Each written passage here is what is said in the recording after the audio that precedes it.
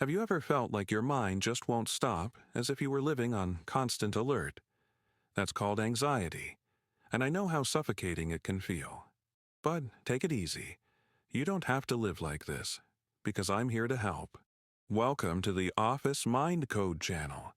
Today we're going to explore the book How to Get Rid of Anxiety and Shield Your Mind, a guide that can transform the way you deal with worries and give you back the peace you deserve. Let's start from the beginning. Anxiety isn't a factory defect. It's an internal alarm designed to keep you alive. When it rings at the right intensity, it gives you focus, energy, and prudence.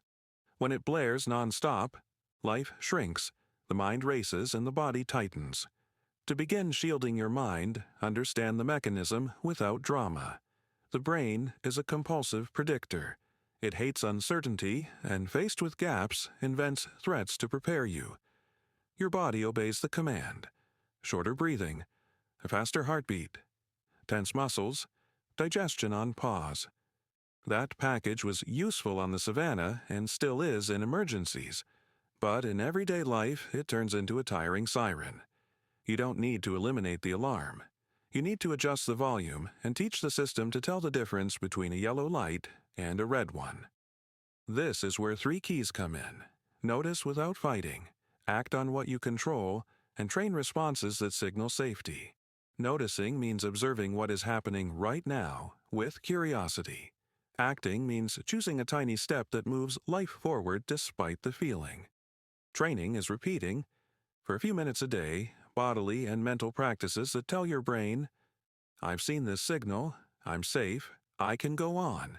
Shielding isn't coldness, it's a calm presence in front of the wave. You feel, name, breathe, observe, and move on. This path starts simple. Recognize the cycle that keeps anxiety at the top and make room for new experiences of safety. Take a deep breath as you read. There is nothing broken in you. There's an overprotective system that can be educated with method and kindness. The central message is simple. Anxiety can be trained, and you'll train it with small, real, repeated steps. To understand the logic of anxiety, visualize a simple circuit. An internal or external trigger appears: an unanswered email, an unusual silence, an uncomfortable memory. The brain predicts danger and manufactures a story. If they don't reply, I'll be rejected. If I make a mistake, I'll be exposed. If I go out, I'll get sick. The story triggers the body. The body reinforces the story. Then you seek quick relief. You postpone, avoid, check again, try to control every variable. The relief is short-lived. The threat comes back bigger, and the circuit closes. Breaking the circuit doesn't start with the hardest thought. It starts with the smallest viable action that contradicts the prophecy. If your mind says you can't handle the meeting, the action is to enter the meeting with a discrete breathing plan and a prepared opening sentence. If your mind says everyone will notice your insecurity, the action is to pay attention to your feet on the floor and to the timbre of your own voice.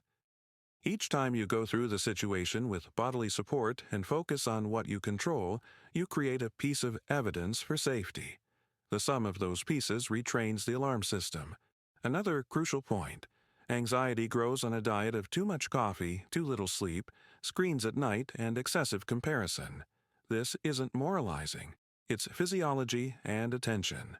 Reducing these fuels doesn't solve everything, but it takes weight off the scale. On the mental side, there are predictable patterns: catastrophizing, assuming the worst case is inevitable, personalizing what doesn't depend on you. Noticing these patterns is already an intervention. When the automatic line shows up, answer it with operational questions. What can I do in the next 5 minutes? What resource do I already have? What's the minimum necessary for today? The mind settles when it gets clear tasks and simple boundaries for the day. Use the combination of label small action, name the wave, steady the body, and carry out the smallest possible step. Do it. When anxiety spikes, the shortest path to regain command is to start with the body. Slow breathing with a longer exhale than inhale sends a chemical message of safety to the brain. You can do it without anyone noticing. Inhale comfortably, count to 4 in your head, hold for a moment, and exhale counting to 6 as if you were slowly blowing out a candle. As the air leaves, relax your jaw and drop your shoulders. Then bring your attention to the environment. Notice shapes, colors, textures, sounds near and far, the temperature of the air. This simple anchoring in the here and now interrupts the spiral of hypothetical catastrophes, because the brain can only follow one script at a time. If the mind pushes worst-case scenarios, plant facts from the present. There's a floor under your feet, a chair supporting your weight, air flowing in and out. Next, reduce muscular tension with small cycles of tensing and releasing. Clench your hands for a few seconds and let go all at once, as if dropping a weight. Repeat with your shoulders, forehead, and feet. This breath-presence-release sequence calms your physiology enough for better decisions. It doesn't promise the anxiety will vanish, it promises space to choose. With that space, swap the vague thought for a concrete objective. Instead of, I need to feel okay, say, I'll send the first message, or I'll open the file and read the title. Microscopic goals open real doors. When you complete the step, notice the difference in your body, even if it's small. Your alarm system learns through repetition and evidence. Each completed cycle is a vote in favor of your safety. Keep it slow and repeat tomorrow. Shielding the mind means tending to the ground where the alarm goes off. Start with sleep. The brain regulates emotions when you sleep regularly. It's not glamour, it's foundation. Setting a time to start winding down, lowering screen brightness, favoring a simple transition ritual, and protecting the first hour of the morning from noisy news creates a border for your day. If the night was bad, keep the routine anyway. Consistency beats perfectionism. The second pillar is movement. You don't need a huge gym routine. A 15 to 20-minute walk, taking the stairs with attention to rhythm, and stretching tense areas already signal safety to the body. The third pillar is food that keeps you awake without leaving you shaky. Water, protein, fiber, and a bit of sun are worth more than energetic shortcuts that charge interest. Limiting late caffeine, delaying alcohol when your mind is more fragile, and eating lunch away from your phone are small choices that add up. Fourth pillar, stimulus limits. Modern life is designed to hook your attention. If you don't set windows for messages, updates, and comparisons, someone will set them for you. Try pockets of the day without notifications and a short window to get informed by reliable sources. Finally, create a gentle organization space. A functional desk, a realistic priority list, and the habit of preventing avalanches, by preparing, the night before, the first action for tomorrow, reduce uncertainty and noise. When the setting supports you, psychological practice flourishes. Your mind understands it doesn't need to be on guard all the time. Routine and clarity educate the mind. Rush and drama confuse it. Training your thinking isn't arguing with every fear, it's swapping bad questions for questions that move you. When your head fires off, what if I fail, will I seek? Try answering, what do I control right now? Maybe you control opening the file, reviewing the first page, asking for an opinion, rehearsing for 3 minutes. When the mind demands absolute certainty, offer sufficient probability and a simple plan B. Accepting discomfort is part of the game. You can feel anxiety and still behave like the person you want to be in that context. That's not pretending, it's practicing coherence. Gradual exposure to what you've been avoiding creates psychological antibodies. Choose small situations, repeat them in short doses, record what actually happened. Your goal isn't to feel nothing. It's to remain functional while you feel, learning that the wave passes. 2 quiet fuels strengthen this crossing: self-compassion and pocket purpose. Self-compassion isn't an excuse to give up. It's the stance of an internal coach who welcomes, guides, and puts you back on the field. Pocket purpose means keeping in your schedule simple gestures that serve something bigger than your restlessness. When you help someone, offer specific thanks, or resolve a useful detail, Anxiety loses the spotlight and you remember why you're moving. Relationships matter too. Saying no early and respectfully prevents a theater of guilt later. Clear boundaries reduce emotional noise. Asking for help in a concrete way beats long explanations. Walk with me to that place, review this email with me, sit by my side for the first few minutes of a meeting. At work and in study, turn vague projects into observable next steps. Before you open 1,000 tabs, decide what the first action is and do just that.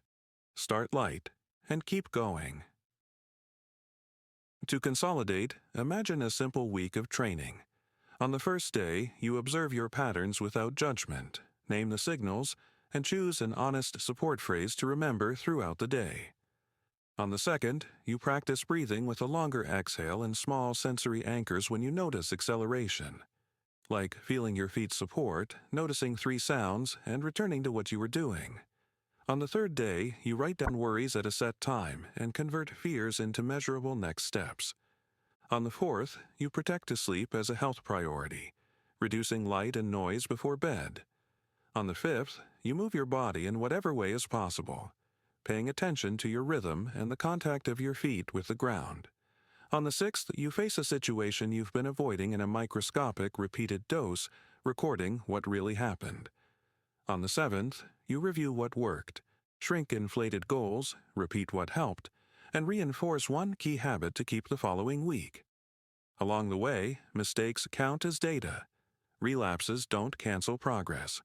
What matters is direction, not perfection. You don't need to turn yourself into someone else to live more calmly. You need to cultivate signals of safety and choose, stubbornly and kindly, the actions that bring you closer to what matters. When anxiety rises, go back to the basics. Air in and out, body releasing, short focus, small step.